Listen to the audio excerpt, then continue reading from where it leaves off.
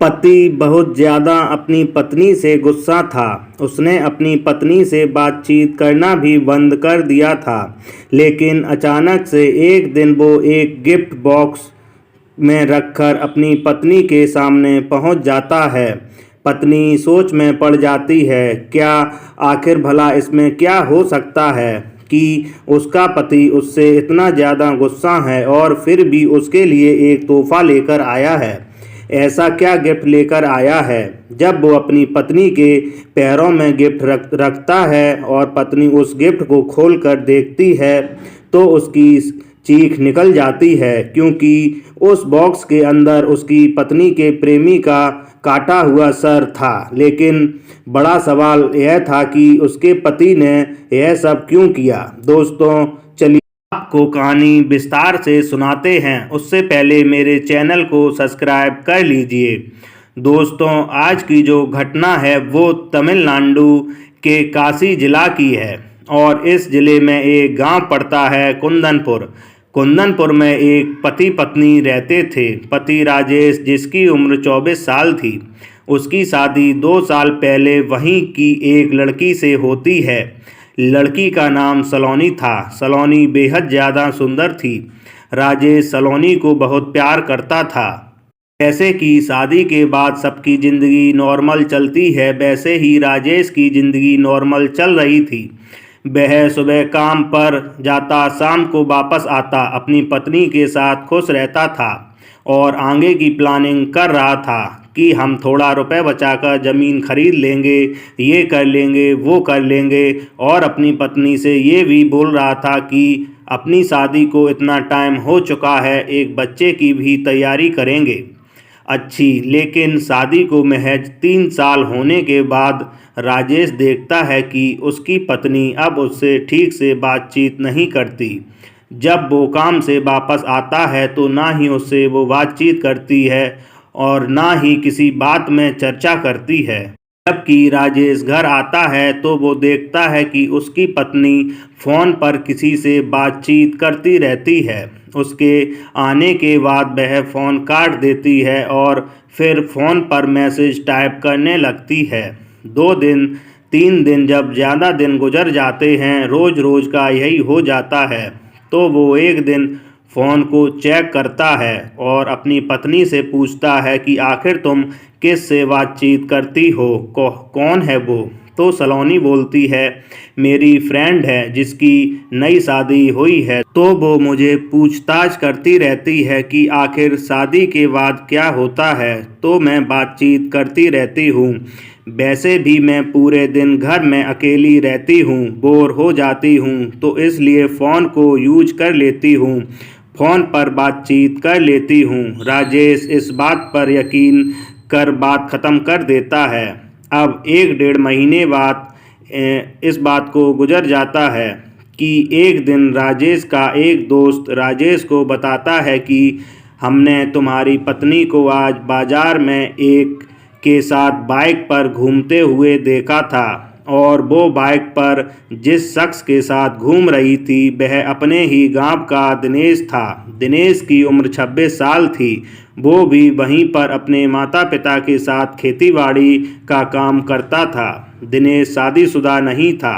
अब जब यह बात राजेश को पता चलती है तो वो आग बबूला हो जाता है। उसका दिमाग खराब हो जाता है कि वह अपनी पत्नी के लिए सुबह से निकलता था, शाम तक काम करता था, शाम को वापस आता था अपनी पत्नी के लिए पैसे लेकर कि उसकी पत्नी खुश रह सके, ऐसा कुछ ना करे। लेकिन उसकी गैर मौजूदगी में उसकी पत्नी ने गलत काम किया। वो घर आकर अपनी पत्नी से ये सवाल जवाब करता है। पत्नी बोलती है कि नहीं, वो मैं मार्केट गई थी और वहाँ पर मुझे गाड़ी नहीं मिल रही थी, इस वजह से मैं दिनेश की गाड़ी में बैठ गई।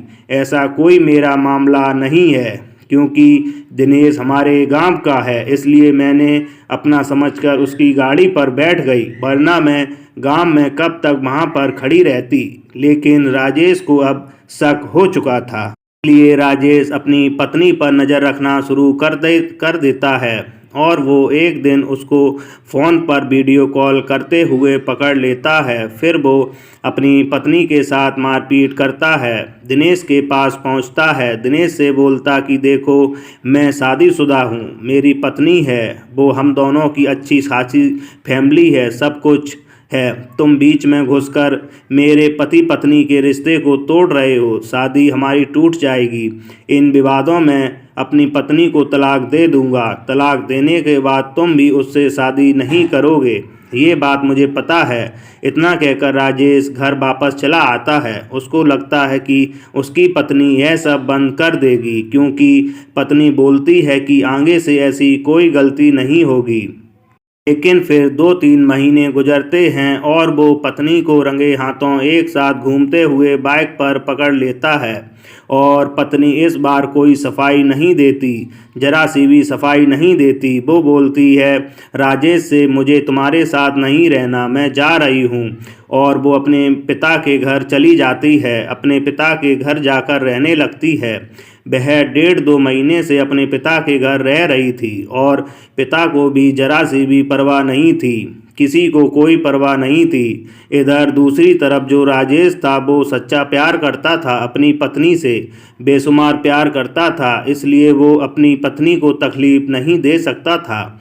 लेकिन पत्नी अब किसी और के साथ प्यार करने लगी थी। तभी एक दिन अचानक से 22 सितंबर को राजेश अपनी पत्नी के घर पहुंचता है, जहां वो पिता के पास रह रही थी, एक बॉक्स लेकर, और उस बॉक्स को ले जाकर अपनी पत्नी के पैरों में रख देता है।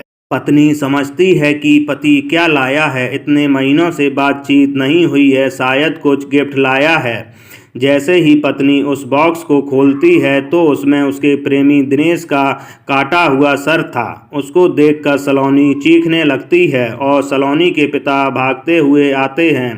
पिता ने जब कटा हुआ सर देखा तो वो भी चीखने लगते हैं। उनकी चीख सुनकर गांव के सभी लोग आ जाते हैं और फिर गांव के कुछ लोग पुलिस वालों को फ़ोन कर देते हैं और पुलिस राजेश को आकर गिरफ्तार कर लेती है।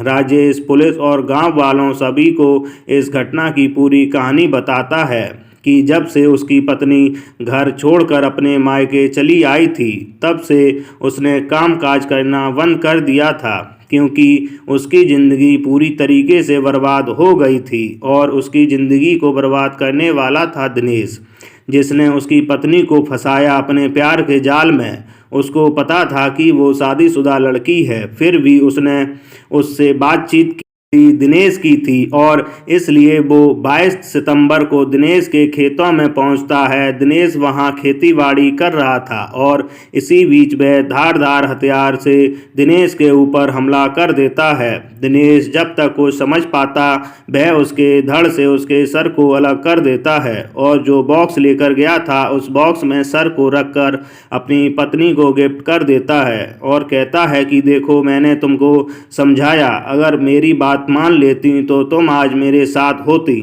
मेरे साथ एक अच्छी खासी जिंदगी होती, लेकिन तुमने दिनेश के प्यार में मुझे धोखा दिया, मुझे छोड़ दिया। अब ना ही तुम्हारे पास दिनेश रहेगा, ना ही मैं रहूँगा। तुम एक तरीके की विधवा हो गई हो। अब तुम जिंदगी भर अकेली रहोगी और इस बोझ में रहोगी कि तुम्हारी वजह से 2 जिंदगी पूरी तरीके से बर्बाद हो गई। और फिर पुलिस राजेश को जेल भेज देती है।